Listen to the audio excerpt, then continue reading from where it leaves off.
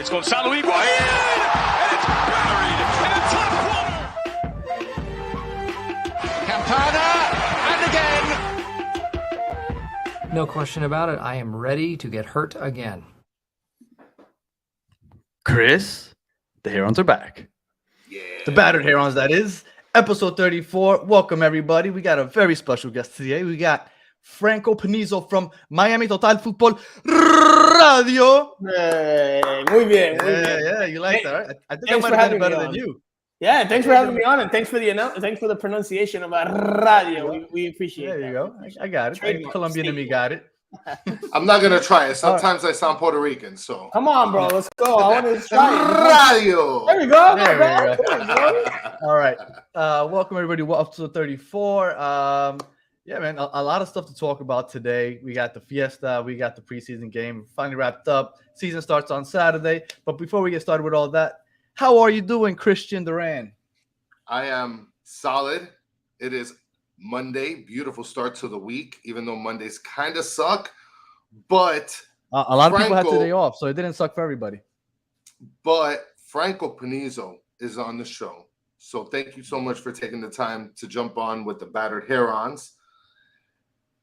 And one thing I wanted to mention, which is just totally off topic, because I saw you grab something, and you seem like a room temp water guy. So I'm going to ask you the same thing I asked Callie the last time. Do you like to drink your water cold or room temp? Cold.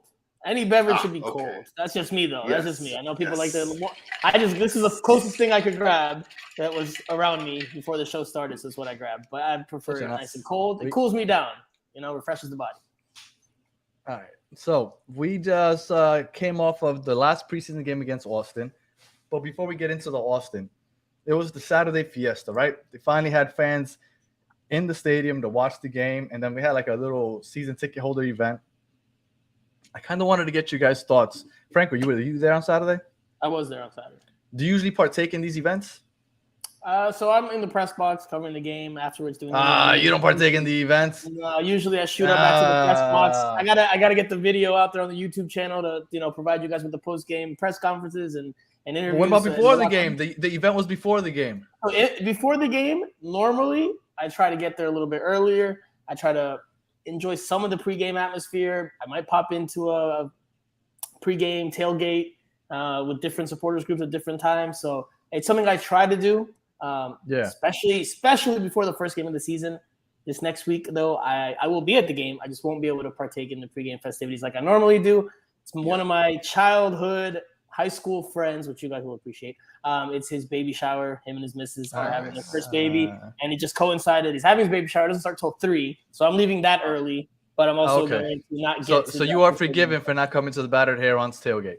There we go. There is no such thing. There is no such thing. I'm lying. There should be. There should be, but we don't have enough people that follow us yet, so we'll see about that. All right.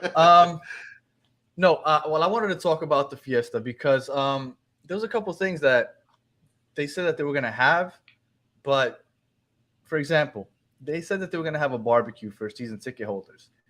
Now, I wasn't aware of at what point they either had it or they said that they weren't going to have it and didn't inform us. But as far as I know, there was no barbecue. Chris, did you see a barbecue at the stadium? I didn't digest any barbecued food, burger, sausage, anything. So there was no barbecue. So I wasn't. I wish the communication would be a little better. I know that they had a crazy sale, like a garage sale or something, where they had great merchandise for really cheap, game worn items. Like they had a really great sale. So I know that they did very well with that. But I was a little disappointed that, as far as I know, the barbecue never took place, unless anybody listening or live in the chat saw some of the barbecue. That wasn't a thing. And then we had the player meet and greet. Now, the player meet and greet was very cool. Like, I am usually anti meet and greet. Like, I've said this on here a bunch of times. I refuse to wait in line to meet a rich person. I don't like it. But I did it because, we were with Chris and his son wanted to meet the players, and then I had my kids, so I thought we'd do it. Now, a couple things about it. I got to meet 2 players, and it took me the full hour. I think next year, if we're going to do this again, we might want to extend it to 2 hours, maybe we can see some more people. And secondly, maybe we could organize it a little better. Because when you have the line starting at the exit of the stands, there's people lined up in line already, but people leaving the stands are getting in front of those people that have been waiting in line already, which causes a bit of a problem. So I just wanted to put it out there for everybody listening. Hopefully somebody that actually has something to do with the organization of these events is listening, because you might want to look into some of these things. But all in all, it was a nice experience. Campana and Joseph were great with my kids, and I know Chris saw a little bit more players than I did. So how did it go for you, Chris? I mean, look, it was great. One thing I want to mention about that garage sale thing is that they made it seem to be as if it was like going to be an auction or whatnot. Like that these items were going to be pricey, or at least I read that somewhere. I don't know. I didn't think that it was legit going to be pulling stuff out of boxes. Like legit where you're like deep diving in to grab stuff. And I saw that and I'm like, wait, why are there so many people there pulling stuff out of boxes? Next thing you know, we run into Cali. He's like, yeah, I got these 2 bagfuls, and it looked like hefty bags for like $40, $50. I'm like, what? He got all of this stuff for $40, $50? That's a steal deal. So that was one thing that was kind of like, eh. And then you're talking about the people that came down from the supporter section, right? Our wives made the line to be second in line for Campana. And then all of a sudden you have about like a group of 30, 40 people that just come down. And one thing I want to mention, Inter Miami organization, you had some clown guy walk up with his stupid plastic badge. He's like, hey. Like all of a sudden push everybody back. And then he just disappeared, just gone. Right? Now you can't find badge guy. And now you got to deal with these 40 asshats that are in front of us, which, by the way, the cover, and I wish I would have had the screenshot, the cover of the article that they put on InterMiamiFC.com or whatever, that family was the family in front of our families. So they stole the opportunity of us getting a family photo because they got escorted by fucking badge guy. Get out of here. So you're upset because you didn't come out on the Inter Miami website. That's basically what it boils down to. Yes, I'm extremely upset. Did they steal it, or was it pre-orchestrated that's who was going to get the picture? You know what, Franco? That's why you get paid bigger bucks than me, because I'm pretty sure that it was pre-orchestrated by fucking badge guy. Excuse me, I cursed already 3 times. This badge guy. I know. You've gone over the over under 2.5 for an episode. I have. And you know what? I'm going to go look for badge guy. Okay? I'm going to find What does badge guy look like? Badge guy looks like a tall white guy, skinny guy. I have to I have a hunch on who it is. But I don't want to say names, that could be off base here, but I have a hunch. If you see him before Saturday, tell him that I'm looking for him. And how about this? I'll send you a DM with a picture of who I think it is, and you can confirm to me later if it's him or not. Yes, I will do that. Yeah. Badge guy was running things, but we had a rep that came in. He kind of cleared up the situation. He did a great job. Man, I wish I remember his name, because he did a great job clearing up the situation, and we ended up being like 3rd or 4th in line in the end. So it all got settled. Again, Campana, amazing. Joseph picked up my fat son. He was really surprised at how heavy he was. I felt bad. I was like, I hope he didn't just mess up his back. He's like, oh yeah, Jackson, comes muy bien. I was like, yeah, man, you shouldn't have picked him up. You got to wait till the start of the season. But all good. So the barbecue never happened. According to everybody in the chat, we never saw the barbecue. The event was nice, meeting the players. Wish it would have been 2 hours instead of 1 hour, and then maybe a little better organization to start off. But it ended up well in the end. And then we finally got La Noche jerseys. I'm wearing it. I got mine. I was a little disappointed because they only give you 10 characters to add to customize. I wanted to put battered hair on the back, but battered alone is like 8 letters. So I'm going to have to figure out a way around that. But it was very nice. A lot of people hating on the jersey. I wasn't a huge fan of it at first, but when I saw it on the field, I thought it looks pretty nice. And now that I'm wearing it, I mean, I know you're not a fan of the badge. I don't know why. I think it looks pretty nice. I don't like any team that touches the crest. Like, the crest should just be the crest colors. That's just my personal stance. Like, what about the Union? What about this one? I mean, that's the crest. But I don't mean you Right, asking me like the color. But you No, change I the don't. colors. No, I don't like that. I mean, it doesn't matter. Listen, for a hat is different than for a jersey. Like the jersey, I get you. That, Okay, that I get crest you. I should can see always that. be. I don't hate this monochrome crest because it's still black and pink. It's still primarily like two of the main colors which Miami uses. But I think you could have still had the regular logo and had the same effect. I get what they're going for. I understand it. I just personally, my personal taste is you don't I touch get the you. crest. You don't. El escudo no se toca. El escudo no se toca. What about the Philadelphia Union? Look, it's cool. The snake is cool, did you but see? again, Yeah. you don't touch the crest. You The don't crest touch is the the crest. crest. Like, what are we gonna like start putting like seeing M's and then like just herons and like what? So now the crest can be anything now. So what's the point of having a crest then? Just have like Inter Miami name and then just come up with a new crest every year. If that's, I mean, again, that's my stance. That's You know what? I don't think the jersey's ugly. I don't think the jersey. If they're gonna keep just doing the black and pink and just different waves around it, they might as well keep changing the crest, because if it's not for the crest, this jersey looks basically like La Palma. But you know what I do hate about the jersey? With some waves in the middle. Look at my hat. Look at my hat and look at the sleeve. Look at how different these shades of pink are. Can we settle on a shade? Like, Well, what other this is a team brighter shade. This uses is a different brighter shade. shades? I like the brighter shade. Don't get me wrong. I prefer this one. But like, can we just settle on one finally? But nonetheless, I like it. I like that the pink went around the bottom of the back, which I hadn't noticed until I saw it on Saturday. When I saw it on the field, I thought that looked really nice. The pink on down the side of the jersey looks really nice. I'm all for it. I really ended up liking this jersey a lot more than I thought I would. Chris, any thoughts on the jersey? Now we know Franco hates it. No. See, I don't hate it. I don't hate it. That's wrong. That's incorrect. I actually think it's the best jersey Inter Miami has had to date. It's just hard for me to accept it with the monochrome crest. But I think it's the best because it has the most contrast. Heartbeat. See, the heartbeat I like, but it doesn't have enough contrast. Like the same with Yes. all the previous I agree. Rangers, you had black with some pink. The heartbeat is pink with some black. This one is black with a lot more pink. So you get a little more contrast. It pops a little bit more. It catches your eye a little more. So I think this is the best jersey. It's just hard for me to say that with the monochrome crest, but I think it's the best jersey they've created to date. Well, I have a question, Franco. Out of all the releases of in MLS, which jersey is your favorite of the new releases? It's a good question. There's so many. He's gonna go with Red Bulls because he's a homer. That's awful, disgusting. They don't even wear yellow, so why are they all of a sudden like they have like touches of yellow? But when do they wear yellow jerseys? Like what? Like listen, I'm a purist when it comes to football, when it comes to soccer, and like they're the New York Red Bulls. Their whole thing is we're red. When they sing the national anthem, the fans shout red when they say the word red during the anthem. Yeah. No, I and know. now all of a sudden they're wearing yellow. Like what's going on here, man? What's going on? Look, we need to make this clear because who cares about what Orlando wears? They suck no matter what color they wear. All right. So one thing we need to make clear in case people did not know, Franco is really a New Jersey Red Bulls fan. Not New York. They're not New York. They're New Jersey.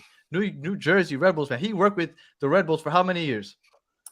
I didn't work with them. I covered them. There's a difference between working with. It's not the same. It's not the same. My check did not come from the New York Red Bulls. I covered the team. I covered them. Let's see. I moved in 2012, right after I finished up at FAU in Boca, and I was covering the Red Bulls 2012, 2013, 2014. I covered them exclusively as a beat writer. After that, I stayed following them, but NYCFC came. I also moved into New York City, so I was covering both. Okay. And I covered MLS in general, but specifically, I started my MLS beat writing career covering the New York Red Bulls. But I was I know this is I have no Miami. New York Red Bulls jerseys. I have no New York Red Bulls jerseys. How about that? I don't want to get too off of Inter Miami, but I do have a question. Maybe there's some people on here are U.S. national team fans. You got to see Tyler Adams at a young age, I would assume. I did. Now, how was that watching him mature? Because Tyler Adams is probably one of the best products that MLS has homegrown and created and took into, as far as Americans go, and brought into the national team. Like, how was it? Did you get to interact with Tyler Adams a lot? Yeah, I saw his beginnings, and you could tell quickly that he had what it takes or what it took to get to that next level. And even it's professional, but he always kind of had a little attitude to him, so you could see that he had that feistiness to him, and now he's a little older, a little more mature, harnesses it probably in better ways. Yeah. So, but you saw the qualities, and obviously Jesse Marsh was head coach and raved a lot about him, and Now that they're not reconnected now, but they did reconnect there in England. So not surprised that he's gotten to a high level. He even talked about at that point he was breaking into the national team and wanting to eventually be captain. And a lot of things that have come to fruition. So I don't know if I'd go as far to say one of the best products. The U.S. is homegrown from MLS. I mean, I guess if you want to say homegrown from MLS, all right. Fine. Yeah, that's what I mean. Homegrown from MLS. No, that's fine. Obviously. All right. So I have a couple people here talking about Minnesota's kit they loved. You never gave us your answer, Franco. MetLife, Red Bulls. I hate Seattle's. I hate Seattle's. You hate the Dragon? Disgusting. Yeah, it's brutal. You hate it too, Chris? It looks like Real Salt Lake. It looks like Real Salt Lake. They are not a team that wears those colors. And I get it. You can go funky, but if you're watching that team play now, that team does not look like Seattle Sounders on TV if they have that jersey on. They look like. I agree with you, but I think that people have gotten so accustomed to European when they have 3 kits that everybody's gotten accustomed to that 3rd kit being kind of funky. Now MLS has only adopted the 2 kit thing, so that 2nd kit when it changes, I get that it's a little weird because you need a 3rd kit in order for you to be funky because you want a traditional home and away. But I don't know. I like the funky 3rd jersey. I just think that MLS needs to incorporate it though, because I'm with you. If you only have 2 jerseys, both should be true to your colors. That I'm with you 100%. All right. So you didn't like any jerseys then, Franco? Jesus Christ. No, I'm just trying to think which one I liked. There's a few like the New York City FC. You didn't like any. I like NYCFCs. I mean, if I'm going to be honest, and I saw it over the weekend, I know this isn't going to go over too well for you guys or for I like some of the viewers. I do like Orlando City. Orlando. I do like the purple with the gold. I thought that's a nice touch. It's not, oh my gosh, the best jersey I've ever seen in my life, but it's a nice one. Philadelphia's isn't bad. Philadelphia's is. That was my nice. favorite. I like Philadelphia, even though they got rid of the crest. But I see no te gusta. Okay, I got it. All right. So before we get talking about some real soccer, Chris, you had a couple questions for Franco before we get started with the real nitty gritty. I want to say something first about kits. I think the Minnesota United kit was super dope. If they would have just finished off the bottom, because the bottom was like all white, but then the top has like that bluish purple hue. That kit to me is fire, but they messed up because they left the bottom half just completely white. And somebody here mentioned the Timbers kit is super clean. Adrian with the #1 comment right here. That kit right there is probably the best kit that I saw. I'm not gonna lie, Chris. I think you did a poor job preparing for the show because you should have had all these images ready and loaded to put up because we're talking about them, but we have no visuals. So I gotta say that's a poor job on your side. This podcast is for the listeners this time. Okay. Yeah, so so I have 2 questions because I don't remember writing the third for Franco. Exactly, Cali. And my first question is, out of the time that you've been covering Inter Miami, who is the one player that was a complete asshole to you or to other players? He still works for them. I'm going to tell you that. I don't work for them, brother. It doesn't work for them. We cover them. My fault. I cover them. It's not the same thing. I wouldn't get phone calls from Inter Miami being upset with the stuff I put out if I worked for them. I wouldn't still be able to do that. Who? And maybe I should preface it instead of calling the guy a jackass or an asshole. But who was the player that was probably the one that never got along with any other players on the team? And what exactly was it that Higuain said that put you over the top? Actually, I knew you were. It sounds like you want me to say Higuain, but I can't now. I don't want Higuain though. I feel like that's so easy. No. Higuain was very professional in press conference settings, and always responded to questions. He seemed really nice. The only time he didn't seem nice was when Pizarro was messing up. Yeah. You know who was very professional? This was before my time covering the Red Bulls, but stern, serious, but professional was Juan Pablo Angel at the Red Bulls when he had his stint there. Similar in that vein that you ask him a question, he'll be professional, he'll answer. Won't be Bradley Wright Phillips always seemed really professional also. Bradley Wright Phillips was very professional. I mean, so the trick with that question is that the pandemic hit the first season Inter Miami had, right? So a lot of it that first year, and even going into year 2 for bits and pieces and back and forth, depending on how the world was going at that time. A lot of it was done via Skype, like Zoom, right? So didn't get a lot of face-to-face interaction until last year, and it's carried over into this year. So like our interactions have been limited. They haven't been as normal as they usually are face-to-face. So I don't know if I have an answer. Like I would love to answer that question for you because I know you're looking for a real answer, but it's just been hard because it's really only been a season and some change where we've had. All right, so don't answer it anyway, Franco. That's a bad. Trying to put him in a bad spot. He's still. Look, all right. So let's flip it. Hey, I'll answer the question. It's no problem. So let's flip it then. Question. No, Danny, come on. So let's flip it. So we're gonna flip it then. Who is the one guy that you've spoken to or interviewed that they've actually given you something other than player cliche speak? Like who's willing to come out the box and talk about things that aren't such player cliche talk? Can I just jump in? I think Phil Neville is pretty open when he speaks. He is pretty open. Am I wrong on that? Yeah. I mean, he also bluffs here and there and does his coach thing to he throws these little magic tricks. But I think he sounds more open. He's also right. He's also I think just who he is as a person. He just kind of like on Valentine's Day, and I'm sure you guys saw his tweet where he kind of expressed his dismay about Valentine's Day. So yeah, we talked about that last week. Phil Neville's a very opinionated person, and it's kind of I won't say a straight shooter, but yeah, I think he is. He does have his very honest and earnest moments when he's making his comments. But of course, other times he's being strategic. For a player, to answer your question, who's the best quote? If I have to go to the locker room, who am I looking for to talk after a game? Yeah, somebody that's willing to kind of open up more than we should have played better. Nick Marsman. Nick Marsman, nice. Nick Marsman's a straight shooter. Nick Marsman's a straight shooter. Like if they played like crap, he's going to tell you they played like crap. If they didn't, he'll give you real responses. If you want more than just soccer, more than just football, I mean, I'm trying to think, man. It's a good question.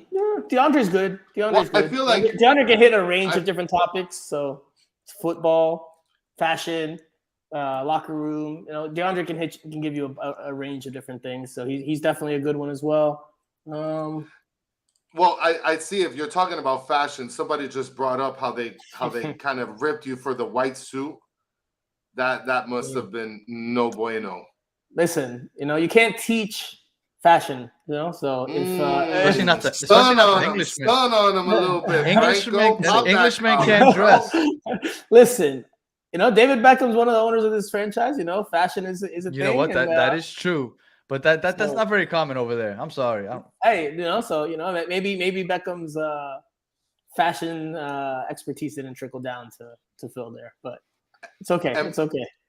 And my last batter question is, who on the team smells like they put on 10 pounds of cologne out of all the players in the team?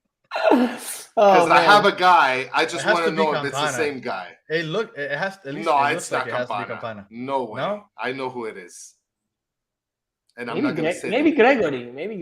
Really? I was going to go like a Ulloa. Really? He's like a telenovela guy. I'm curious to see more of Coco John this year. He's French, so let's see what happens this year with Coco John. He was injured a lot last year, so we never really got to Steve Campapi thought. Everybody's going with Campana because he's got the long hair. Yeah, look, let me tell you something. Hey, some guys are just lotion guys. Some guys are just lotion guys right after their showers. They don't spray the cologne right away.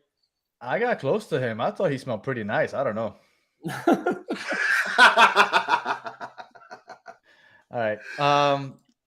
So now on to the real soccer talk. We finally got to see, at least the fans finally got to see the team in action. It was nice. I haven't watched them play since October. I've kind of just been hanging on whatever you, Franco, you say, Alex Winley and Hess, everybody that goes to the games. I kind of just hang on what you guys say. So it was nice to actually get to see it for myself. And I'll tell you what I thought about the newcomers, at least, when I finally got to see them this week. And then we'll go around and see what you guys thought. One, Christoph, to me, I thought he did great. I know we only saw him for about a little over a half, but I thought he looked really calm back there under pressure. He had a couple beautiful outlets under pressure. He had a flick pass when he was getting pressured outside. I want to say Negri or Pizarro out on the left side. Like, I was pleasantly surprised at how calm he looked under pressure, that it kind of brought me some peace of mind with the back line this year, because I know we want to play out of the back. So having somebody like that back there where I don't have to worry about mishaps, kind of like, I don't want to say Lowe did it all the time, but Lowe wasn't necessarily the most consistent person in the world. So I really like what I saw out of Christoph. I thought Negri brought a lot as far as producing on offense. I don't know how that's going to be when he goes up so often if we get caught on the counter, because I feel like he leaves an open space back there. But I did think he was great offensively. Joseph looked like he still isn't necessarily fit. So I don't know how to say he did. But I was pleasantly surprised with the new guys. I might be missing somebody, but Stefanelli, I think. Stefanelli. I was missing Stefanelli. And Stefanelli, I can't say that he wowed me. He looked okay. I don't know. What did you think, Chris, before we pass it over to Franco? Well, I really, and I told you this during the game, I think that Negri played awesome. I thought that he was really lively. I thought that he was running up and down. Now, it would open up a little bit on the defense when he'd kind of move up a little bit forward. But for the most part, I really like his aggressiveness and trying to, be more offensive minded on the left side of the field. And Bryce Duke. I mean, one thing that I wanted to mention, because I know that you have a strong opinion, Franco, on Bryce Duke in terms of, I guess, what the expectations are for him. But one comment that I did hear, and I don't know if I got the players confused, but one comment I did hear Phil Neville say is that Bryce Duke over the last week or so has been the best player in the team. And so talking about Bryce Duke now and saying that he was one of the people that kind of stood out for me, what do you think about, what stood out to you and about Bryce Duke and his potential? So we're focusing on Bryce Duke here, not the new guys? No. First, give me the new guys. Chris is all over the place. Don't listen to Chris. Yeah, give me who you thought stood out to you in the game, and then give us a little salt on Bryce Duke. All right, so Franco Negri was definitely an interesting player in Saturday's game, just because, like you guys mentioned, he got forward a lot. Clearly was given that tactical freedom to do so, and that tactical instruction. He's doing it right in front of Phil Neville. So if that wasn't the design, Phil Neville would have told him to get his butt back. Exactly. Clearly that's the design. I mean, it makes sense. Inter Miami, especially Phil Neville, has talked about wanting to be a more attack-minded team, score more goals. So it makes sense that they would want a left back or a full back on that side that's going to push forward into the attack to whip and crosses, get involved in the attack a little bit more, get more touches there. And he was often involved there in that way. So, I thought it was very interesting. Again, there's questions as to what he can do defensively. Just we didn't see him get challenged all that much during his spell on the field. So, right. We'll still, the jury's still out with regards to how he can do defensively. But in the attack, promising signs from just, this first game that we could see of him.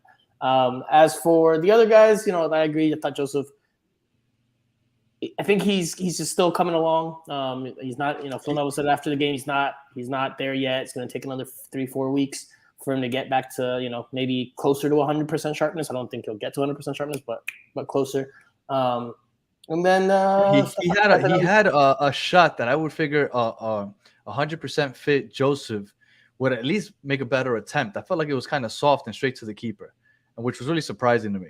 Which one? He had two clear ones, or two good ones that he should have done better. Okay, I don't remember two. There was the one-on-one clear chance that he had where Campana flicked it to him, and he had the one-on-one opportunity, and the goalkeeper makes a save. And then there was the one that he got fed on top of the 18. Right, and it was outside the box. And he shot it right at the goalkeeper from there. Right, so that's the one I was talking about. I don't remember the one from outside the box. I don't remember the one-on-one. Yeah, so the other one came on a pattern of play that I think we're going to see this season from Inter Miami, especially since they don't really have a true number 10. We saw it at least on 2 occasions in that first half, where I believe it was Negri on the left side in both occasions, and he went to pretend like he was going to pass the ball, like Joseph Martinez was at the near post, let's say, and I'm doing this backwards because of the way the camera's faced. But Joseph Martinez at the near post and Campana's at the far post, right? I'm going from left to right. and you saw Negri pass the ball, or look like he was going to pass the ball as Joseph checked for it at the near option. But then when the ball came in, Joseph darted forward. And Campana would receive it, and Campana would one time flick it behind the defense. That's what led to that one-on-one opportunity. They tried it again later on, and it didn't come off as well. I don't know if the pass was overhit or if Joseph just didn't get a good jump on it. But either way, that looks like it's a pattern of play that they've practiced and that they're going to try to capitalize on more than once this season, probably as soon as Saturday. So keep an eye on that for sure. You said we don't have a number 10, which I think is obvious, right? That's the main talking point this year. Neville said that he doesn't feel like we need a number 10, which I think is kind of crazy. Sprinkle that in. Change the game. Yes. So I wanted to touch on two quick things. One, Bryce Duke. Yes, I tweeted it out immediately as soon as he came in. I think we got our number 10. Me and Chris have been saying it since the beginning of the preseason. We want Bryce Duke. We know he was injured. He didn't have a preseason. So I know you've said he needs to prove himself and earn it, but he hasn't had the opportunity because he didn't play in the preseason. So do you feel comfortable with Stefanelli starting at the 10 over a Bryce Duke? I know you're going to say yes, but I need to hear your reasoning. So, I mean, I don't think either one of them's a 10, if we're being honest. Okay. I don't think either one. You don't think At Bryce Duke is a 10? MLS level, I don't think so. I think Bryce Duke isn't a number 10? What is he? He's an 8, an attack minded 8. Not get so much bodied off the ball box. too much if he was playing at an 8. I mean, he's not going to get bodied off. He's playing as a 10, where he's playing further up the field, he's not gonna. It's not the same. You can't tell me playing the 10 at his size is the same as playing an 8 when he has to go box to box a lot more than he would as a 10. Again, I don't think he's necessarily a 10. Stefanelli's not a 10 either. Stefanelli has a little more experience. He's probably a bit more polished. Look, if Bryce Duke can make the most of the opportunities he gets, then he'll get more playing time. And if he continues to capitalize on those, then he'll be a starter. And if he continues to perform well, then he'll be the 10 for this team. Because obviously, again, like I said yesterday on another show, Phil Neville's job and his desire is to win games. And if Bryce Duke is going to help him do that, then he's going to put Bryce Duke into the lineup. I don't know if Bryce Duke, he's young at this point in his career. Does he have it consistently to where he can be a proven number 10 or every game starter at the number 10? I don't think so. At this point, I don't think so. And again, I also have questions as to whether that's a position he can play consistently in MLS. Because I know you guys, and there's people in the comments here saying, he was great and all this, and he did do a good job during his cameo on the field. But that cameo also comes after a lot of substitutions are made on both sides, and that impacts the rhythm of the game. The game is not the same as it was when you're starting the game and the game's a tight affair. It's not the same. So you are 100% right. With that, I can't argue that. Now, what I can argue is that before Pozuelo got there last year, he had his moments. And then when Pizarro wasn't, I keep saying Pizarro, when Pozuelo was out in that Orlando game, where we won, was it 4-1? Bryce Duke played the 10 that game, and we looked really good. Like, that's the best we looked all year. I think that when he's had his chances, he's proven that maybe he's not a number 1 option for most teams, but for this team right now, I'd want him as our number 1 option, number 10. Now, would I prefer a Pozuelo over him? Yes, but because we don't have a Pozuelo, I personally would prefer him over a Stefanelli. I want Stefanelli to earn it. I want Pizarro to earn it. But I would feel more comfortable if Duke starts the season as the number 10. Now, if somebody else comes in as a sub and starts showing that they're more capable, then fine, go ahead. But I would prefer the other guys to earn it over Duke having to earn it. That's just me. So why do you think then Phil Neville, and coaches can be wrong, they make wrong decisions for sure, of course. But why would Phil Neville then go with someone that's new into the group and because he's played most of the preseason? Duke just started playing, no? But why would they go and get him then if he's not? If Duke's looked at as the number 10 or as like an option that could be there, then why bring in someone from abroad who's going to compete for minutes? Because Stefanelli is supposedly like that Coco that is a hybrid because he wants to be, what is that he likes to say? He likes to be flexible. He could play him as a striker. He could play him as a wing. He could play him as a 10, right? That's what he said about Coco last year. So they want these guys that can fit these different roles. So like you said yourself, I don't think Stefanelli is a 10. I don't think that they brought him in with the purpose of being a 10. I thought that they brought him in with the purpose of being flexible. He gives you a lot of options. He can technically play the 10. He's a more aggressive 10, maybe a shoot first, pass later. But I think Duke is a more traditional 10. And so I would prefer to see him as a 10. Look, Duke, before last season started, I had no idea who the hell Duke was. When he got on the field, to me, he jumped out. So I would just like to see him get that chance. Now, again, he has good qualities. He's got good qualities for sure. And I'm not saying he doesn't have good qualities. He definitely has good qualities with the ball. I just don't think where he's at in his stage of his career, I don't think he's ready to be that go-to guy. I think he needs to prove that. And you prove that as a young player. You earn that. So once he starts proving that a little more consistently, then absolutely. But right now, I think if I had to choose to win a game tomorrow, if it were me and I was coaching, I'm taking Stefanelli. Even though he's not a 10, I'm taking Stefanelli. Right. Because it's also about decisions, right? Like, and especially with young players who don't have that experience, it's about the decisions. He could have the ability to play a pass that maybe Stefanelli does not, because Stefanelli's not a 10. But it's about the decision-making in the moment. It's about when do you pass, when do you dribble, when do you shoot, when do you make the decision? Like, it's all the intangibles that maybe you don't necessarily see in a game like this where he comes in and he makes an impact because he got an assist and, like in a different formation, So I think there's different pieces there that all add up to why he's probably not the number one choice at the 10 right now. Well, and I have a thought here, because Stefanelli, to me, I mean, he's more of like an attacker position, right? Like, I mean, it's like what Danny said. He's sort of this hybrid. Like, he could play up front, he could play the wing, he could play the midfield. It's kind of like Coco. He doesn't have like a set thing that he does, and so that kind of guy. Like, I don't know if it seems fair to use a guy like that at the 10, where you need, I guess, like, why the hell is Bryce Duke playing the wing, right? Like, what a waste. I feel like that's a complete waste to put Duke at the wing. I mean, you might as well keep him on the bench if you're not gonna make space for him in the middle of the field, no? I mean, yeah. I mean, he's definitely a central player based on what we've seen from him. He's definitely not a player that's gonna, cause a whole lot of havoc out there on the wing. And last year when he would play him at the wing, I think it's just because he wanted as much quality on the field as possible, on the pitch as possible, no matter where he put him. And Adrian was chiming in here. Do we have weights at our training facility? Duke, Ascona, Neville, and Noah all need heavy lifting. Yeah. I mean, I don't know. I thought it was funny. So Bryce Duke, not the number 10. So you think if it was up to you, you think that Stefanelli is going to be the number 10 next week? I think Stefanelli starts at the 10. Yes. Okay. And do you think that we stick to the diamond the whole year? I don't know if they'll stick to the diamond all season, just because I have questions about if the attack can produce what it needs to produce to offset what you lose defensively by switching to the 4-4 diamond. So I could see them having it as a weapon in their arsenal, but I could also see it very quickly being put as a second or third option if things don't pan out very well in the first few weeks of the season. So I can tell you, like I said on yesterday's guest appearance that I made on a different show, Inter Miami has used other looks in other games and these closed door scrimmages that they've had and their friendlies that they've had in preseason. They've used other formations. They used other looks with the first team. So, I don't think there's a set defined 100% system. I think there's a system they'd like to use, which is the 4-4-2 diamond, just because Phil Neville wants to get more volume and attack, more volumen ofensivo, as you say in Spanish.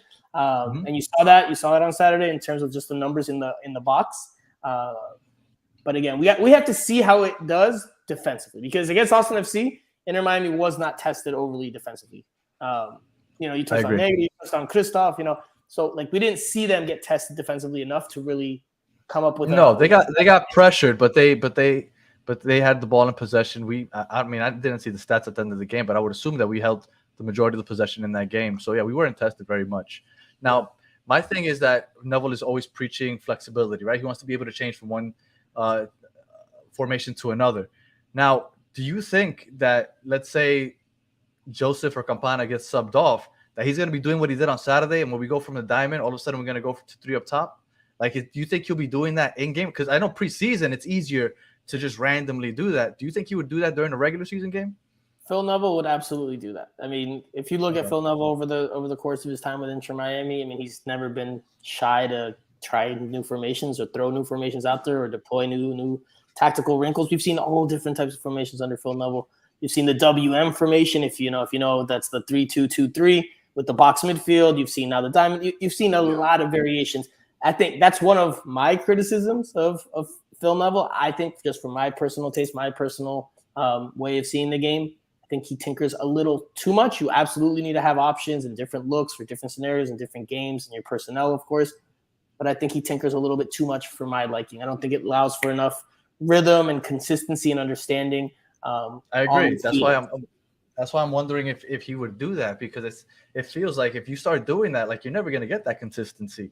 And if you start doing it and then you start doing like last year where we were the cardiac heron and all of a sudden we're producing at the very end of the game, then at some point you're going to be like, okay, so this diamond formation, why are we wasting our time with it when we change it up to the 4-3-3 or whatever other formation he might try, this seems to be working better. So I think I just don't know how he's going to play that. Now, one last question about this diamond. Who do you think forms this diamond in the midfield? I know Gregory's probably going to play the 6. Do you think Mota is a shoo-in at the 8? Yeah, Mota's a shoo-in at one of the 8s, 100%. Okay. Okay. The other 8 is a question mark. I don't know if Pizarro, I know he scored on Saturday. Nice goal. But I don't know if he's I think Pizarro played like shit. Yeah, I didn't think he played particularly well. So I don't know if he's. I don't think he played like shit, Danny. I think that he was okay. If it wasn't for that goal, everybody would have had his head after that game. But that goal was beautiful. I can't deny that. And if he does that once a game, he kind of shuts everybody up. But that goal lasted how many seconds? There's 90 minutes in a game. I'm sorry, but to me, he has silly turnovers. He didn't play well enough to support. He has to earn it, like Franco says. He has to earn it. He has to earn me. He has to earn his spot back, and I don't know if he has. Do you think he's earned that starting spot? I don't think he's earned it. I think he'll get a chance. Just because of experience, the qualities he does have. If he plays to his top level, then yeah, he could be a starter. But he's got to do that consistently. I don't know if he's definitely a starter though. Every game starter. Robert Taylor's an option. Whether even though he's not a central midfielder. So there's other options there. Bryce Duke. There's Coco. There's a bunch of different options there, and Pizarro will have competition for that spot. Someone actually in the press box on Saturday was like, a colleague was like, "This is probably the team next week, huh?" And I was like, I don't know, not too sure that Pizarro will be in the starting lineup 100%. So we're pretty sure on 9 out of the 11. The question marks are the 10, which I think we're pretty sure it's going to be Stefanelli. I think it's going to be Stefanelli. So the only other question mark is that second 8. That's the only real, that left mid is what we're wondering about. Probably I would Taylor. say Pizarro. I'd say Pizarro and Joseph are the question marks for me going into the weekend. Really? I know You think Joseph might not Phil Neville start? said. Phil Neville said he's 3-4 weeks away. This guy's a hot steaming take. It's possible he starts, but it's a marathon, not a sprint, And for sure he's not playing 90. Like I took that as he'll play 60 and be subbed off at the 60th minute, more or less. That's what I took it as. But okay, that's I could see Lassiter starting. Take. I could see Lassiter starting with Campana. And I don't even know if they go 4-4-2 diamond. He keeps saying that. Again, I know Inter Miami has tried other formations in preseason. So this one was open to the public, was open to media. Whatever we report is going to get out there, and CF Montreal will definitely read that and see that. And, all the mind games come into play here. All the mind. Phil Neville lies sometimes in his press conferences because he's trying to play mind games with the opposition, who he knows will watch these press conferences or hear about these press conferences and what he's saying. So, the 4-4-2 diamond is 100% in the cards. Not 100% sure if it'll be the lineup or the formation for Saturday. Alejandro, I'm gonna have to start bringing a helmet every game because all Mota does shoot the ball 50 feet into the stand. So we've already a couple of slammers. No fear. Had a slammer from no fear. So we have a big we joke in the press box. We're like, all right, get your bingo cards out. The free spot is Jean Mota shot from distance. That's the free spot. So every game we see. Listen, I don't hate it. You know what? Maybe he could do better in terms of putting them on frame, but you need to have that weapon in your arsenal because guess what? If you shoot from distance, it can go far, it can go wide, it can go. Now that team has to start coming out more. What happens when you come out more? Now you got more space in behind to come make those runs, those diagonals. So you need to have that. I think it's a good weapon to have. I think it helps you. I mean, yes, absolutely. He could be better. He could be better at putting a little bit. Those He's the only one that does it also. So exactly. So if he doesn't do that, who's it. taking those shots? Exactly. Who's taking those shots? You need that. I'm with you there, Franco. I'm with you. I mean, I wish, like you said, he would put it on frame, but at least he does it. He keeps the team honest. I wanted to bring something up real quick. I had a back and forth with somebody on Twitter, Solana, for those of you that know Solana, and he said that Campana is not on the same level as Juicy. Now, I understand that maybe at this exact moment he isn't, but I was saying Campana could be that. Franco, am I completely off base in saying this? And don't give me because he's Argentinian. I think Drusi. I mean, I'm Peruvian, so I think Drusi is. I think Drusi's probably has more quality to him. Right? Okay, Campana might be a better finisher, but Drusi might have a little bit more quality too. Like there was a play actually when Inter Miami hit on the counter on Saturday where they played a ball. I think it might have been over the top from 20 yards away, and it came to Campana, and he was one-on-one with his center back about just past the midfield line. And I was like, I said it out loud to Jose Armando, who does the podcast with me. I was like, he's not going to do anything here because he doesn't have, the explosive quality to get by him on the dribble. He doesn't have the dribbling skills to break the ankles. Like, so what's he going to do? He's going to hold the ball up, wait for the other teams to arrive, and play that way, which, I mean, it's fine. But, it does slow down the attack and the counterattack. It's fine. It's it's his qualities, but he doesn't have that, that difference-making ability. He can finish. I'm not saying he can't finish, but he doesn't have that difference-making quality just to like really, really do something on his own. But that's fair. I could see that. But as far as having an impact on the game, like finishing, like can Campana not be that guy that you can count on to deliver for you consistently? Sure. Because Juicy, for example, at Campana's age, he was playing in Russia, scoring like one goal every like 13 games. Campana right now is in MLS, and he's producing in half a season that he played last year. I feel like if Juicy was 22 and playing in Russia, I think Campana has a leg up on his experience and where he could be when he's Juicy's age. Yeah, apples to orange comparison. MLS is a league that just by nature has a imbalance in terms of the roster builds and the money's invested in the attack because MLS. Oh yeah, the defense definitely. Yeah, I agree with that. So it's easier to score goals in MLS than it is maybe in the Russian Premier League. Yeah, but Russia has no quality anywhere in that team. I mean, I don't know. Do you watch the Russian league? I don't know. I do not. This guy's got it on. I do not. I have no idea. That was just there's some good Russian teams, man. There's like at the top level. I mean, there's some good Russian teams, but I mean, does that mean the whole league is incredible? No, but I mean, again, there's a little bit more balance probably in the rosters there than there is in MLS. So again, Campana's a finisher. If he was on a better team, he probably puts in even more goals. He's a player again that relies on service. So it's not a player that's going to make things happen on his own, which is where I think Drusi has a slight edge on him in that way. But who was giving him service last year? Because when he was dominating at the beginning of the season, we didn't have Pozuelo there. Higuain wasn't playing very well. He barely played with Pozuelo. No, because as soon as Pozuelo got there, he got injured. So he really didn't have. And whenever he did, it's just like they just didn't click. So I felt like Campana was doing a lot of that without good service. I felt like Pozuelo was Inter Miami in the beginning of last season. They got off to their slow start, and that the first game where he like really introduced himself to everybody was the game against the New England Revolution where they won. He scores a hat trick, and in that game he got assists from, if I'm not mistaken, Ariel Lassiter and Robbie Robinson, who were the wingers at the time, who were tasked with just crossing the ball, and that's what Inter Miami wanted to do. That's all they did last year. So. I mean, so he did get service. Now, it might not have been the best service. It might not have been from a 10, but he was getting service from the outside. It wasn't like Campana was scoring these goals, on his own by dribbling by two players and scoring on his own. He was scoring goals because there was players feeding him the ball. So,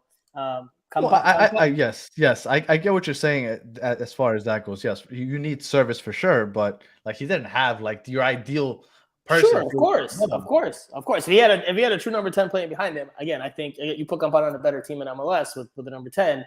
I think that production can go even higher. What if you put Messi behind him?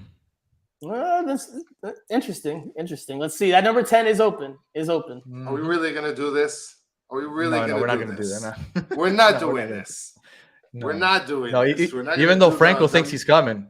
Franco's already on the I've, record al- saying he thinks he's coming. I've always listen. I've always said since years back, I think Inter Miami makes a very, very serious push to bring him here, and I think MLS makes a very, very serious push to bring him here because I think MLS wants it more than Miami. it rises the tide of the entire league. It brings so much more attention to a league that's still trying to grow. It does so in the run-up, in the build-up, on the driveway to the 2026 World Cup. So I think there's all these reasons why MLS and Inter Miami will want to splurge whatever they have to spend to bring him here. Now, is that enough to convince him to say yes, to leave European football where he's played his entire career? That's his decision. Maybe. And his family's decision. So I can't For say sure. 100% certainty he's coming, and I've never said 100% certainty he's coming. I've always said I think Inter Miami makes a very, very strong push, and then it's up to Messi. I think it could happen. I I think it agree. could happen. That number So 10 do is I. open. Listen, money talks at the end of the day, and if Inter Miami makes a deal that's too good to be true, I have a hard time seeing Messi pass that up at this point in his career. The 10 I is feel- open. The DP spot is open. Miami doesn't do that unless they feel that there's a chance. Jorge Mas was in, like, I believe, or just outside of his suite, Messi suite during the World Cup final with like his family or his like entourage. Exactly. Like, Yeah. I mean, I don't think that's a coincidence. Will they the yellow open up lot the for yellow Messi? line. So, for those of you that are not aware, Inter Miami, the city of Fort Lauderdale, I don't know what exactly happened, but I'm they done. completely closed the yellow lot on us. That's where we used to park. Now they have a purple lot and a brown lot where you have to walk. On the GPS, it says it's 22-minute walk. So Because they're saving I'm not that sure how space for his Learjet. So, but yeah, I think if Messi asks for it to be open, I am pretty sure they will open that for Messi, no doubt. So, Franco, somebody said here, Lucas said on your last pod that Gibbs might be on the move. Do you think there's anything? So, is this something that you truly believe? So Because that's kind of scary because we're already kind of thin at left back. I didn't say it in the last pod. I said it yesterday on the guest appearance I made on the other show. I don't know if we name other Okay, shows. so here, so I'm I was refraining about to from say. doing So that. let's just to be clear, last night we didn't know that Franco was. When we asked him on tonight, we didn't know he was going to be on another show on Sunday also. I don't know if that's my bad. It's the week before. So it's the week before the right. season starts. So the requests are coming in. And But let me give him a shout out, Peter Brown and Special Ed. It's a football Miami TV. Uncle Ed, not Special Ed. Oh, Uncle special ed. He was listening to hip hop. Special Ed. Uncle Ed. My fault. Peter Brown and Uncle Ed, and yeah. So he was on there yesterday, and so you said that Gibbs might be going somewhere. I did say that yesterday, and yes, keep an eye on that. He wasn't in uniform on Saturday. He definitely. Well, what does that mean? Let's say he hasn't lived up to expectations. Listen. I'm telling you, just keep an eye. No, on I get you. I know, I understand. But hypothetically, let's say Negri goes down. So does that mean Harry Gibbs Neville is is going to be our left back? Gibbs is not, despite where he's played for most of his career, not necessarily being looked at as the backup left back option, even before whatever's happened as of late has happened. It's been Harvey Neville who's going to get that cover. There's actually been I forget his name right now. I'm blanking on his name. I just found out like a few days ago. Inter Miami is signing a right back to the second team, and he will be able to provide cover for the first team if and when Inter Miami needs that cover. Because if Negri goes down, who's the left back? Who's next man up? You could say McVay. You could say McVay or Harvey Neville. I don't want to put McVay back out there. When Franco Negri took that hit in that first half that he was being tended to and everything, it was Harvey Neville that was warming up, and it was Harvey Neville who came in for him at halftime to start the second half. Harvey Neville, because Noah Allen right now is dealing with his injury, Harvey Neville looks like he's the next man up at that left back spot, if and when Negri's not available. I don't think Gibbs was being looked at there. As a matter of fact, I know sources have told me this, and I saw it firsthand in the Inter Miami St. Louis City friendly that we saw a few weeks back. When he was out there, he was playing as the left of three center backs in a 5-man backline or a 3-man backline, however you want to categorize it. It just depends on your vantage point, but he was playing as a center back. He also played that position last year at times I remember in the Carolina Challenge Cup, maybe the first game against Columbus, if I'm not mistaken. He entered the game as a left center back, lasted a few minutes, got injured, and then missed much of the rest of preseason. So, he has been a left back throughout his career, but his body keeps breaking down. So maybe he can't, do the rigors of the left back and going back and forth, recorrido, like we say in Spanish. So Yeah. If his body can't take it anymore at this age, then it makes sense for them to look at him as a center back. But again, I don't know if he's long for Inter Miami. Marsman at left back, gotta earn that check. Adrian, yeah, I mean, he's making the money. I agree with that. I second that. He's got a good touch. He's got a good touch, that's for sure. Well, he's good with his feet until he gets scored on. So I see a lot of people putting this up. I just want to apologize. I didn't look. I am in the education system. I work in the special education part of the school. So special ed is like second nature for me to say. It makes sense. It makes sense. I apologize. I didn't mean to. Uncle Ed, I'm sorry. But special ed was like a big time hip hop artist, right? He's got a couple bangers. Oh well, I mean, I have no idea who special ed the hip hop artist is, but for sure that's because you listen to. I teach special ed, so all right, thank you, appreciate that. All right, we were talking about Harry Neville. Can his father keep his job after this season? What does he have to do to keep his job? Do you think? Because a lot of people look. Can I tell you what my theory was? My theory was.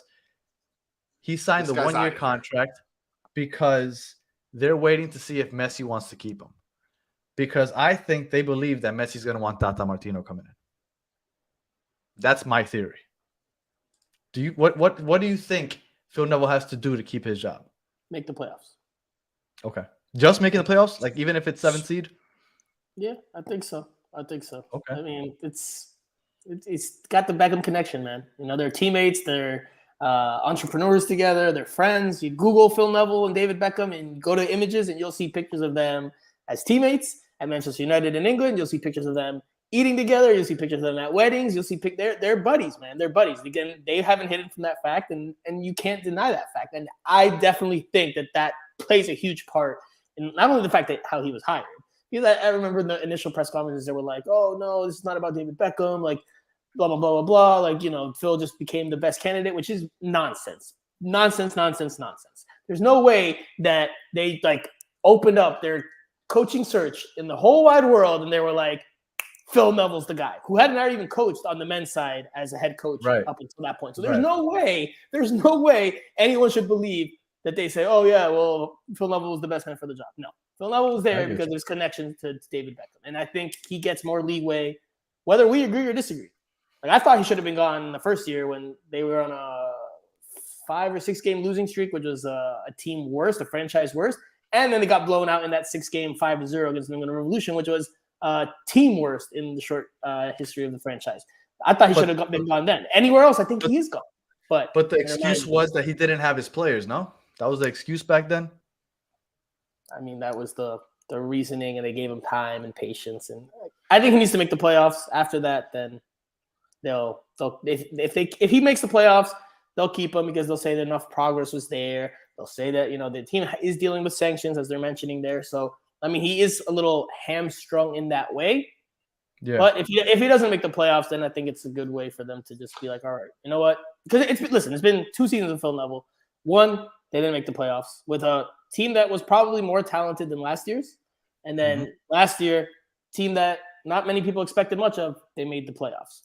And so he has had 1 successful season, 1 unsuccessful season. Year 3 will determine, I think, what his future is with the team longer term.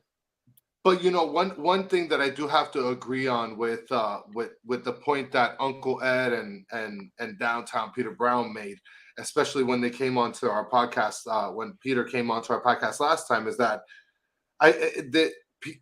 at this point, I feel like Phil Neville is not getting, I don't want to say the respect that he deserves, because, he's still being seen by a microscope. But at the same time, I feel like a lot of people are giving him flack for no reason. He's, dealt these cards. He has to work with what he's dealt with. He's done a pretty good job from when he started up until now with the development of the team. So I think it's only fair to let him, like you said, to be able to make the playoffs. And if he makes the playoffs, I think he keeps his job, Messi or no Messi. I mean, what do you think, Danny? You think I'm far fetched there, or are they just gonna bring in the guy that Messi wants?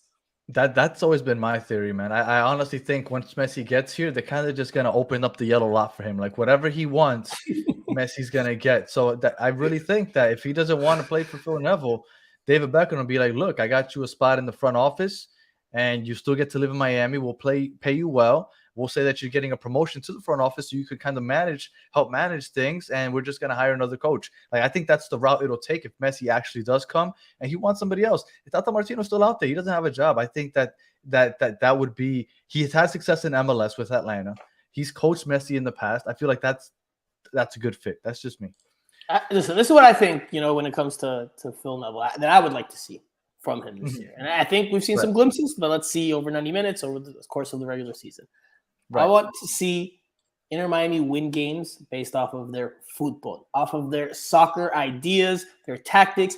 Last year they made the playoffs, and Phil Neville deserves his credit for that, 100%. Because it's coaching is not just about the X's and O's and the substitutions and the lineups. It's also about the man management, how you deal with the locker room, et cetera, et cetera. It's all of that. But last year, Inter Miami made it to the playoffs off of resilience because they won multiple games late in the year that helped push them into the playoffs in the dying minutes, whether it's Higuaín that Indiana Vasilov game. So it was literally just resilience. It was not Inter Miami carving open the other team and putting a convincing victory down and all right, Inter Miami's going through. Like it was Inter Miami just backs against the walls, pushing, never saying die, which is absolutely a great quality to have, but that's only going to get you so far. You saw against New York City FC in the first round of the playoffs, a much more talented team will knock you out very quickly and not let you come back into it. So but that's because they play in a sandbox. I hate that goddamn stadium. No, but NYCFC is a very good team, man. At least that version of NYCFC. No, look. The way Alex Cayens, who's Peruvian, by the way, shout out to Alex Cayens. I was dying to get Alex Cayens here. The way he was bombarding forward in that game, just the confidence he had to just say, "I'm coming at Inter Miami," even though I'm a center back, that was impressive to me. And Inter Miami doesn't exude that confidence when you watch them play. You just see them try to fight through. I think that's too much of a home field advantage. When you have that narrow field and you're accustomed to playing that type of goalie can move up the field. Hey, Inter Miami has the South Florida heat and humidity. You play with what you're dealt, or you play what you have. And then I just want to see what Inter Miami. I want to see Inter Miami win games based off their football. If they can do that consistently, then that to me is a step forward, and then that helps Phil Neville's case for keeping. I am with you on that. I think that makes a lot of sense because I agree with you. They were calling them the cardiac herons because they had late game wins consistently. Like Indiana Vasilov, everybody's a huge Indiana Vasilov, but all he did was have those 2 goals after the 80th minute. My understanding, I saw somebody, I don't know if it was Apple TV, they put a projection of the starting lineup for St. Louis. Indiana Vasilov wasn't even on there. Like, I don't know how accurate that was, but I'm sorry, that made me laugh. I know that there's a lot of Indiana Vasilov stands out there, but I never understood it. I was kind of happy to see him I'm not a big Indiana Vasilov guy. Me either. I was happy to see him look at his numbers. Just look at his numbers. He's just not a very productive. 2 goals over. He had 2 goals all season. He started like half the games or more, and they came in within 10 minutes of each other. And look at his assists. There was one point in the season where I was like, Phil Neville keeps turning to Indiana Vasilov. Did he have any? He ended up getting a couple of assists in the last few games of the season. It was right after I tweeted at it. I think I went to Chicago for the Inter Miami Chicago game where Inter Miami lost, and I tweeted something to that extent. And then I think in the very next game, Vasilov gets an assist, a direct assist. I don't count secondary assists. I know MLS does. You don't count the hockey assists? No, hockey assists. No, this is football, my friend. This is soccer. So we don't do the hockey assists. Okay, I know why MLS does it. They want the stat box to be full and look pretty and all that, and they try to Americanize it. Does look prettier, but whatever. All right, I know we're winding down here, but there is something that I did want to ask you real quick before we get into the predictions of the season. I had this conversation with Peter Brown last week and Chris, and they both said I was crazy. Now, in the League Cup over the summer, there are no draws, right? Because they got to make sure that it works out so that you can win the group and move on. I think they should just introduce that into MLS. I hate draws. Why can't we just go to a shootout so we can – whoever draws gets 1 point, and then you go into a shootout and you get an extra point if you win the shootout? Is it really this? Is it really that? Like, I understand you're a purist, so I know you're probably going to shit on this also. Like, is it really that big of an idea? Look, it's entertaining TV. Whoever loses the shootout still gets the point for the draw. Let's just give them an extra point and make it entertaining. Give us a shootout. Like, this is good for TV ratings. Give me a shootout after the draw. You're gonna shit on it, aren't you, Franco? I'm just gonna say no. That's all I'm gonna say. No. You don't. What? You don't need that. You don't need that gimmick. You don't need it. It's just because that's what it is. It's a gimmick. Like you draw, you It's draw. entertainment. You weren't good enough to win, and you didn't lose. So you take your point and you go on, and that's it. Like, Why do we have to have Take one your point for point. everybody? Take your Papa John's. Oh my god, this is gonna be my thing for the rest of the season. I'm gonna be because once the League Cup goes, everybody's gonna be like, "Oh, that was entertaining." I'm telling you, it's entertaining. but it's like that's a short tournament, and it's this is a longer. I season. understand why they do it. I get it. I'm just saying it's more entertaining. All right. So as far as the prediction, I just wanted real quick. What do you think the biggest weakness of the team is? The biggest strength, and then just your prediction overall for the season. So the biggest weakness. We got to see. We got to see the defense. We've got to see the defense. Yeah. I don't know if I can call it the biggest weakness yet because it might be efficiency in the final third. You know how effective the team is because Campana can score. Can Joseph Martinez score at the same clip he has? I mean, so it's hard for me to say the biggest weakness at this point, but the biggest questions right now are on that defense. So like, can that defense hold up with the new additions they've brought in? I think it's the depth on the defense.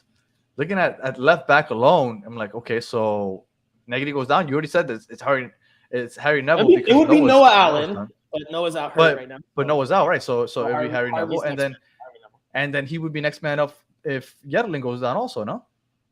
So then, right. So this is why they're signing that right back to the second team, just in case some emergency. Right. Like, So I think if that happens, let's say Negri goes down, you play Harvey Neville at left back, right? Let's say that scenario happens. Now, if Yedlin goes down or he's suspended for a game, then I think Harvey goes to the right. I think McVay goes to the left, and then you're bringing in another center back. I don't think you're like Sailor or Mabika. I'm not a big Mabika guy, but Sailor or Mabika. That sounds terrible. No, look, I think we have a lot of depth forward, but I think we're lacking depth immensely. But is it quality depth? Is it quality depth? Like you could have a lot of forwards. Guys, like, doesn't necessarily mean that that there's but how often you got is depth CJ Dos quality? Santos as a defender. Like, but off the bench, unless you're playing for Real Madrid, like your bench is usually not necessarily the highest quality in the MLS. Well, you can have a solid backup that scores 9 goals in a season.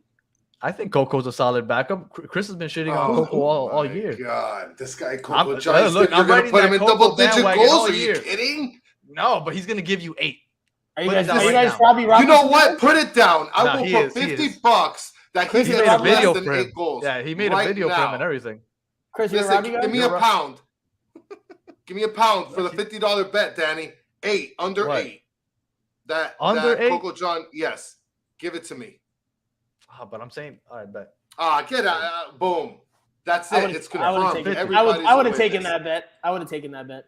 That's $50 in my pocket, boy. He's 7.5. So he goes over 7.5. I get the 50 bet. All right. No. I said 8, not 7.5. All right, exactly.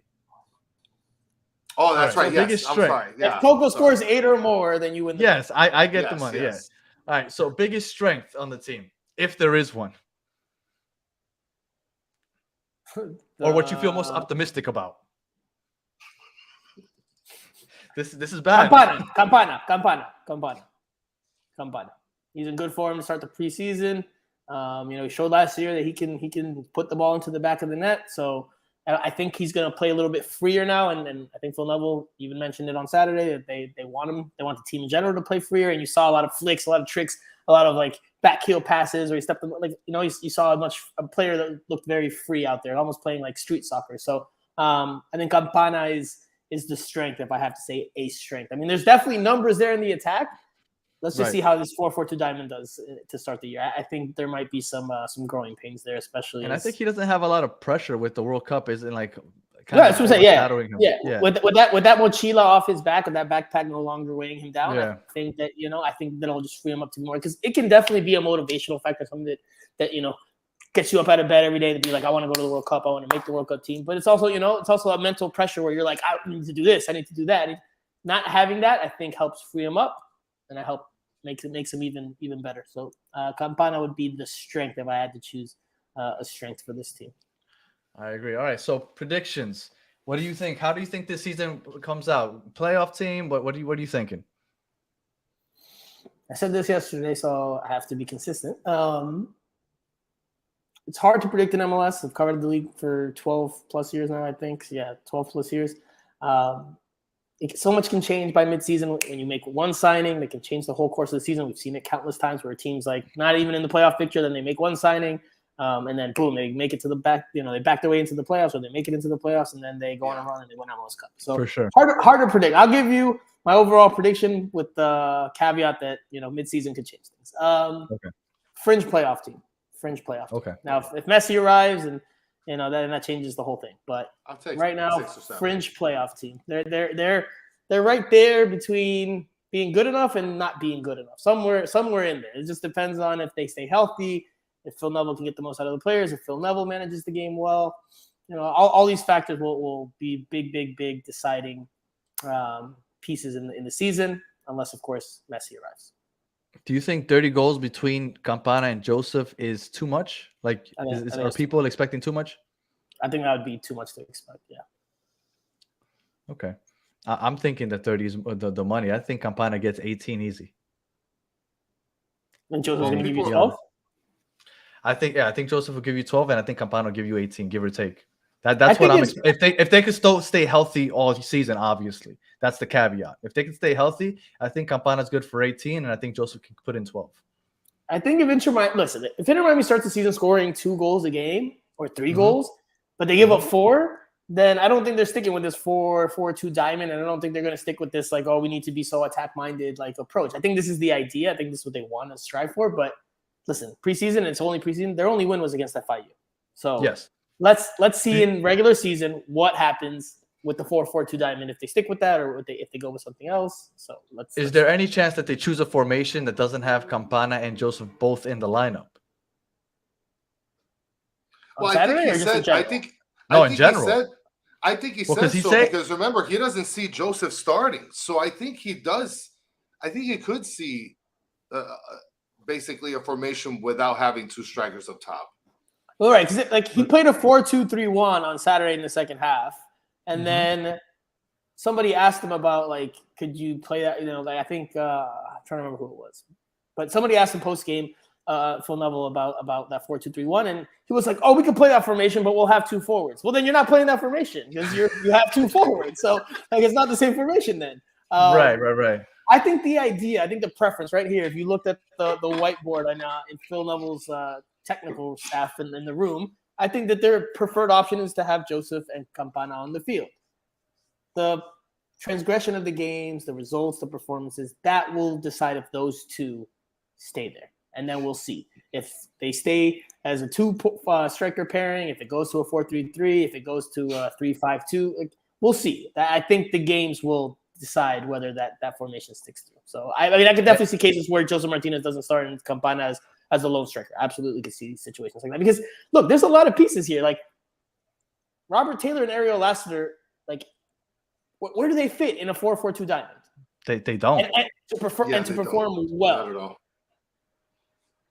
Lassiter, I guess, up as striker, and Robert Taylor at the 8 is what I would assume. But I feel like they're better off at the wings. Right, but those aren't their natural positions. You're playing now players and that's something else you can nitpick that's about Neville ball.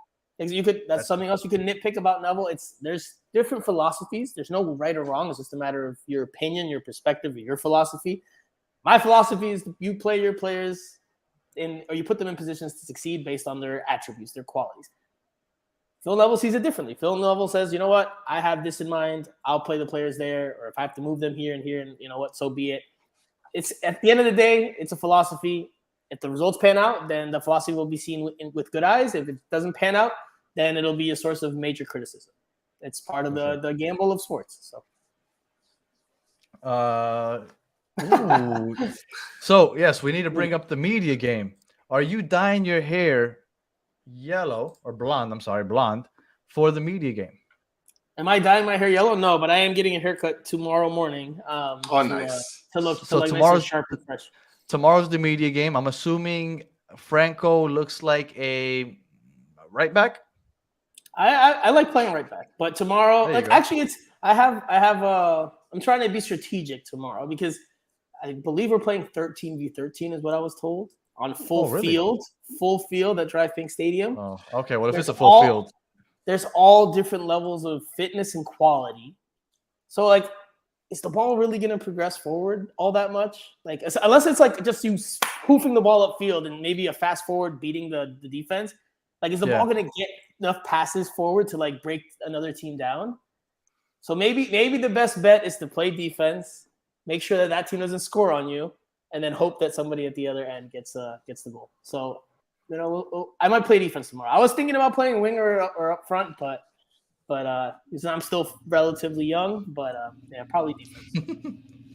All right. Real quick, They give you an opportunity to set it up for other people for sure. If you're playing a right back, you could probably be able to a nice cross in up. Yeah, maybe I'll play the first half defensively, and then if we're in good shape, get everybody tired. If we're winning, then I'll stay back there. If we're tied, maybe I'll go forward. If we're losing, I'll definitely move forward because we got to get a goal. That point doesn't matter if we give. Oh, look at Franco! Franco's saying he's gonna put the team on his back. It's if we're losing. I mean, I'll gotta push numbers forward, man. Gotta take chances. Yeah, but to start the game, maybe I'll be a little more cautious. All right, Chris. I can't end this without you giving us your prediction for the season, sir. How do you think we end the season? So I can make sure I play this back at the end of the season and laugh at you. Listen, I told you that we're gonna be the fourth seed. Okay. That's what I think. I think we're gonna be the fourth seed, and I think that Phil Neville's gonna keep his job. And Messi, if he ends up with the fourth seed, he has to keep his job. Yeah, and he's gonna park his big ass Learjet in the yellow lot because we lost that shit. All right, and then I think we're gonna end up in the 6th seed again, like last year. I think if we can avoid a start like we did last year, because I felt like it was a tale of, it's not even 2 halves. It was the first 5 games and then the rest of the year. I don't know what the hell was going on those first 5 games, but the rest of the year they looked better. We got the majority of our points outside of 1 after those 5 games, so I think we have a chance at the playoffs. There's some teams that took a hit like NYCFC and Montreal, but then you got some teams that have also improved. I think Cincinnati's going to be a lot better. But I'm looking forward to the season. Now we got some people here. Don't get nutmegged by Alex Winley. I heard Alex Winley can ball. I heard she's coming off her ankles, bro. Listen, I'll tell you, there's a player on the opposing team that absolutely can ball. And that's definitely the player that I would be keeping an eye on tomorrow. It's not Alex Winley, though. It's Jenny Chu. Jenny Chu can play. Jenny Chu's played for Mexico's under-20 national team. Oh, my God. So she can play. And I've played with her 5-on-5, 6-on-6 in North Miami. So I know that she can play. So, and she can run and she's fit, so she's got some skills. So that's someone I'm definitely I'll try to studs keep up, Franco. Studs up. Get that yellow card. Rafa Cabrera, who is the Inter Miami head of communications, is the lead official tomorrow. So he'll be distributing. Oh, nice. Yes. Oh, so you might get a few cards since you said that. Since I criticize the team, I wouldn't be surprised if I get red carded in the early going.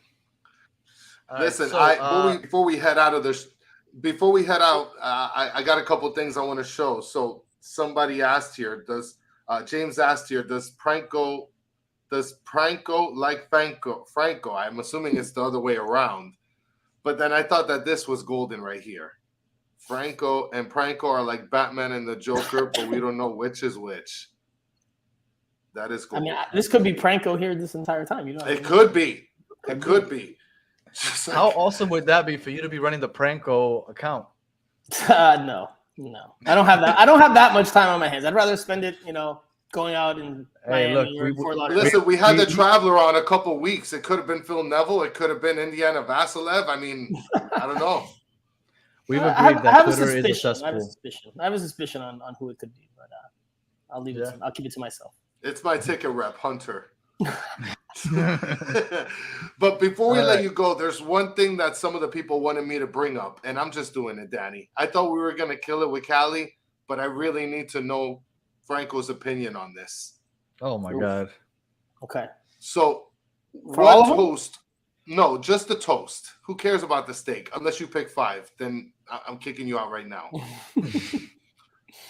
So just toast. But okay. Just the toast. Which toast are you picking here? I can only pick one. You can only pick one, and if you pick one, then you're out of here too.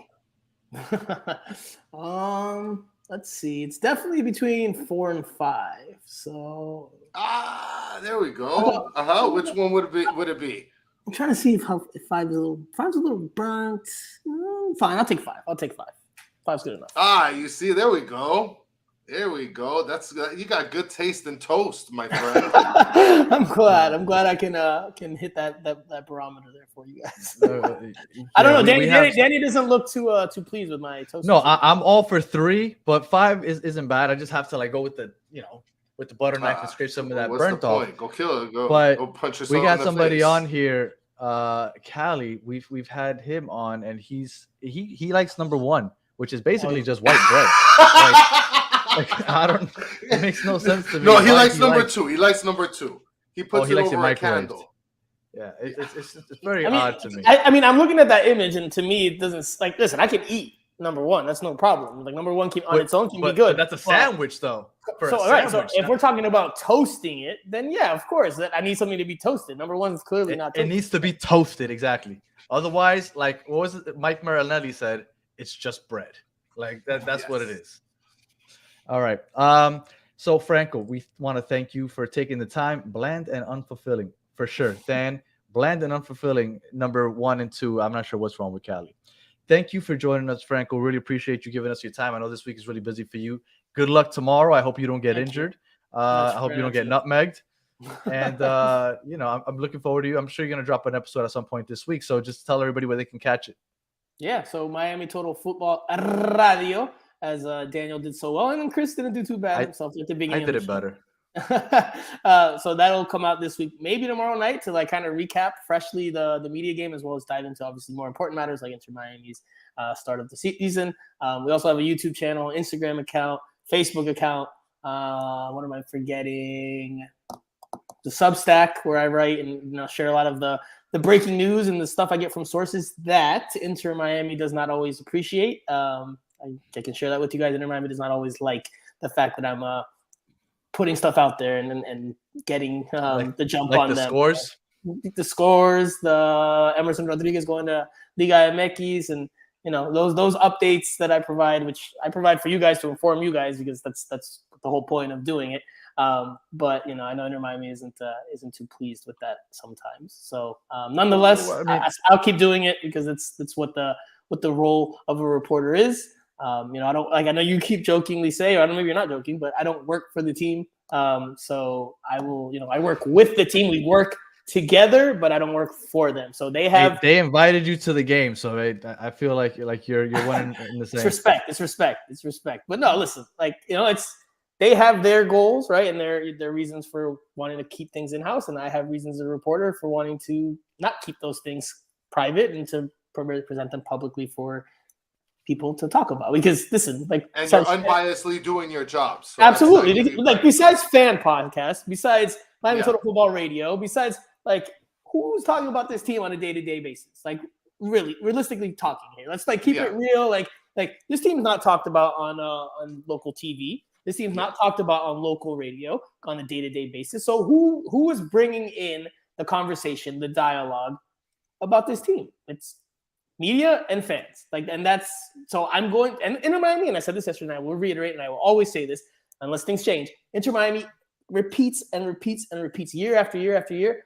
We want to be one of the biggest teams in MLS, in this hemisphere, in the world, blah, blah, blah. Okay, then you will get covered as such. You think Real Madrid gets to go have a preseason game and keep it under wraps and nobody finds out? No, absolutely not. The reporters find that information out because there's enough people to talk to, and they put it out. And that's just the way the sport is. So if you want to claim to be the biggest team or one of the biggest teams as you aspire to be, then I will cover you as such. And you can't be selective and we want to be one of the biggest teams when it comes to marketing or when it comes to money or when it comes to us having money from fans and no, you get it across the board. You don't get to be choosy about how you're a big club.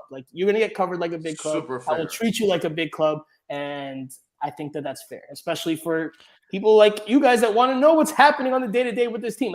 Why should a freaking preseason game? I get it. You don't want the tactics to get out. You don't want your formations, your stars. Okay, fine. But what's such a big deal with the goals and the best comment of the night, the goal scores? So. No, I agree with you. And Dan had the comment of the night: Inter Miami is better than Real Madrid. Inter Miami over everybody. That's That's just what it is. And I'm with you. If that's not what they want, I don't know why they want to bring Messi, because things are going to change big time when Messi comes around, and they're going to be covered a lot closer and to be expected to be treated as a big club when you have the best player of all time. So I'm with you, and I appreciate that you get that out, because, like I said, like me and Chris say all the time, we're season Unbiased ticket holders, coverage. we're fans. But I mean, we're not there every day, so we kind of depend on you and people like Ian Hess and Alex Winley and you guys And to Michelle kind of just give Kaufman, us the yeah. everyday to stuff. Yeah, Michelle Kaufman, to give us the everyday to day stuff, because otherwise we don't get it. So we appreciate that. We appreciate you taking the time to join us today. I know we usually do this in an hour. We went a lot longer. So we appreciate you sticking with us until the end. We appreciate everybody in the chat and in the comments and watching live for sticking with us to the end. Do you have any more or anything else for the people, Chris?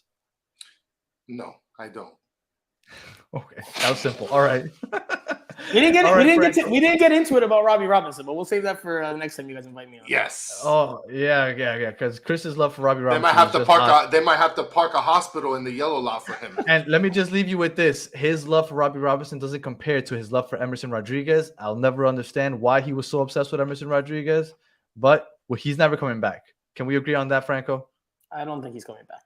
No, because if he does well, he's gonna get bought out, and then if he doesn't, right. we're still not Clearly, gonna see it. if they included a buy option in his loan, they're ready and willing to part ways with him, which is a pretty damning response to only 1 year of being an Inter Miami player.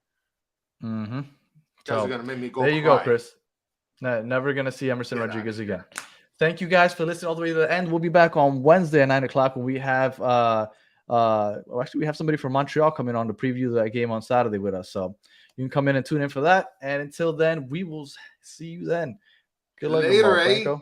Thank you, guys.